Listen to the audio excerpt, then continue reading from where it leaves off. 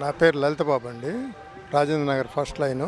మాకు ఇక్కడ సమస్యలు ఒకప్పుడు మాకు పల్లెటూళ్ళకి గ్రామాలకి రోడ్లు ఉండేవి కావండి. టౌన్లోకి వచ్చేటప్పటికి బ్రహ్మాండంగా ఉండేవి తార్ రోడ్లు కానీ సిమెంట్ రోడ్లు కానీ. టౌన్లో కూడా చాలా బాగుండేది రోడ్లు సమస్య కానీ డ్రైనేజీలు కానీ. అలాంటిది పల్లెటూళ్ళు అధ్వానం అయిపోయినాయి, దాన్ని వదిలేశారు. అసలు టౌన్లు కూడా పెద్ద పెద్ద గోతులు, డ్రైవింగ్ చేయాలంటే భయం పుడుతుంది.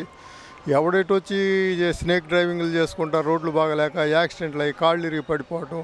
మరి డ్రైనేజీలు అయితే అంతా అగమ్యగోచరంగా డ్రైన్లో చెత్త అంతా తీసుకొచ్చి ఆడ పడేయటం. చెత్త పన్ను స్కావెంజర్స్ని పెంచాము, స్వీపర్స్ని పెంచామంటారు. డ్రైన్స్ చూస్తే భయంకరంగా ప్రతిరోజు ఉదయం చూస్తే డ్రైన్స్ నిండా డంపింగ్ బాటిల్స్ సమస్య, మెయిన్ సమస్య.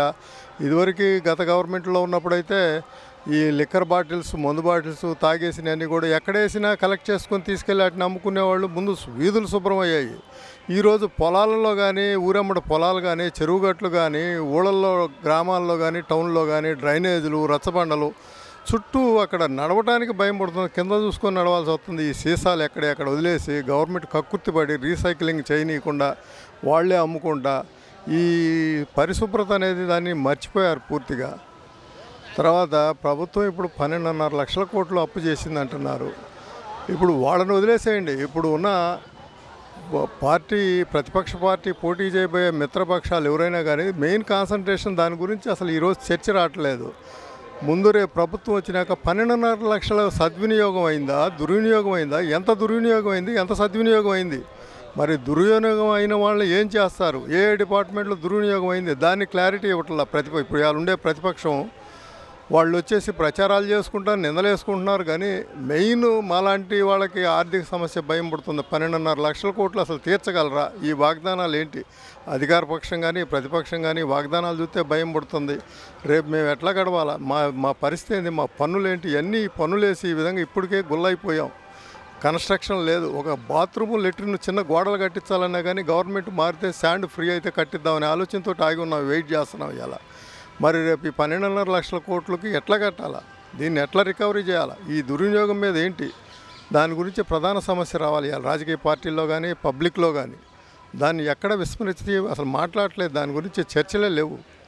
మరి దయచేసి ముందు ప్రధాన సమస్య ఈ 12.5 లక్షల పరిస్థితి ఏంటి, ఏ విధంగా ఎట్లా ఖర్చు అయింది, ఎట్లా దుర్వినియోగం అయింది, ఏం అభివృద్ధి చెందింది రాష్ట్రంలో, ఒక విధంగా ఒకటి అభివృద్ధి చెందింది అనేది చెప్పాలా. దేనికి పెట్టారు, దేనికి వెచ్చించారనేది చెప్పాలా. మరి మాకైతే రైతు బంధువులు లేవు, ఎలాంటి ప్రభుత్వ ప్రయోజనాలు ఎప్పుడూ లేవు. మరి ఇవన్నీ కూడా బటన్ నొక్కుతున్నాను, 1000 కోట్లు పెడుతున్నాను అంటున్నాడు. బాండ్లు అమ్మటం, 1000 కోట్లు తీసుకొచ్చి బటన్ నొక్కటం, ఎవడూ హ్యాపీగా కనపడట్లేదు. ఆ గతంలో వచ్చేవాళ్ళు తప్పితే ఇప్పుడు కొత్తగా అధికంగా మళ్ళీ కొత్తగా వచ్చిన వాళ్ళు అయితే ఎవరూ లేరు ఈరోజు ఈ ప్రయోజనాలు పొందేవాళ్ళు. పాతాళకే వస్తున్నాయి కానీ ఆ పాతాళకు వచ్చినప్పుడు పాత బడ్జెట్టే సరిపోద్ది వాళ్ళకి. మరి ఇంత అధిక బడ్జెట్, లక్షల కోట్ల బడ్జెట్లు బటన్ నొక్కి ఎవడు హ్యాపీగా ఉంటున్నాడో నాకు అర్థం కావట్లేదు. ఇవాళ హ్యాపీగా ఉండాలి చెప్పేవాళ్ళంతా కూడా గతం నుంచి వస్తున్నాయి వాళ్ళకి, ఈరోజు ఏం కొత్తగా వచ్చేవి కావు. మరి ఇలాంటి దాని మీద పూర్తిగా నా యొక్క విజ్ఞప్తి ఏంటంటే, ఈ చేసిన అప్పు ఏంటి అనేది ప్రథమ సమస్య. ఇది ఎయిడ్స్ సమస్య, క్యాన్సర్ సమస్య ఎట్లా ఉందో దీని గురించి కూడా అదే సమస్యగా భావించి దీని మీద విచారణ జరిపి యాక్షన్ తీసుకుంటే మాలాంటి వాళ్ళు సంతోషపడతారు. ఏ ప్రభుత్వం రాని దీని మీద అయితే విచారణ జరగాల, ఇదే నేను కోరుకుంటున్నాను మీ నుండి. పెమ్మసాని చంద్రశేఖర్ గారు గతంలో ఆయన రాజకీయాలు, ఆయన ఎవరో తెలియక ముందు నుంచి కూడా పల్నాడు జిల్లాలో కానీ ఇటు తెనాలి డివిజన్లో కానీ చక్కగా డెవలప్మెంట్స్ ఉన్నాయని విన్నాం మేము. ఇప్పుడు ఆయన గురించి చూస్తున్నాం. ఆయన చాలా నిబ్బరంగా, ధైర్యంగా జనంలోకి వెళ్తున్నాడు. మంచి సానుభూతి కానీ మంచి క్రేజ్ అయితే పెంచుకున్నాడు ఆయన. చాలా బాగుంది ఆయనది. ధైర్యంగా వెళ్తున్నాడు జనాల్లోకి, స్వచ్ఛందంగా వెళ్తున్నాడు.